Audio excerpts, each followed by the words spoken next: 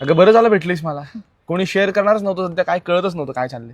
अरे बस का सोहम, मी आहे ना, आय एम हिअर टू लिसन. तू बोल बरं. अगं तेच ग, सध्या खूपच टेन्शन चाललंय आयुष्यामध्ये.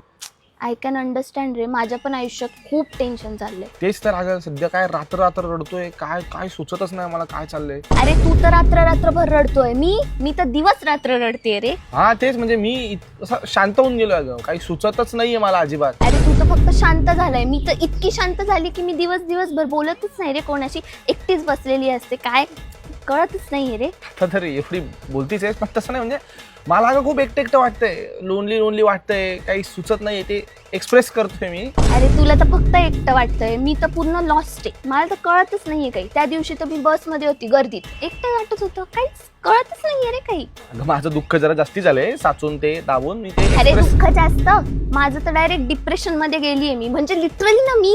अगं हो कळलं मला, माझं एक्सप्रेस तर करू दे, मला ऐकायला आलीस ना. अरे सोहम, तुझ्याकडे निदान कोणीतरी आहे हे एक्सप्रेस करायला, माझ्याकडे तर तेवढं पण नाहीये रे. अगे बाई बोलू तर दे मला. अरे चायला कोणाला दुःख सांगितलं तो त्याचंच दुःख सांगत बसतोय. दुःखाची कॉम्पिटिशन चालली का, माझं दुःख मोठं. ऐकूनच घेत नाही कोणी, नॉनसेन्स. Hi sir.